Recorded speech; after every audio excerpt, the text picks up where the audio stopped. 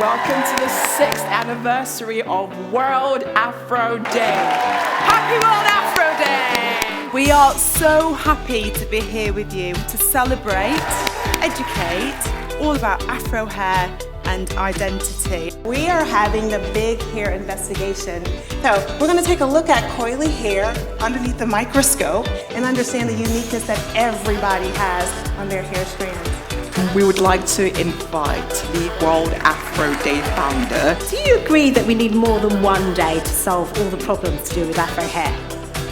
We've started something called the World Afro Legacy, and it's a charity. Charity is going to build on what we are doing today, World Afro Day, but we're going to work all year round. Everybody here is just as able to help get involved. 3 governments have made statements supporting Afro hair inclusion in schools. Isn't that wonderful? That's amazing.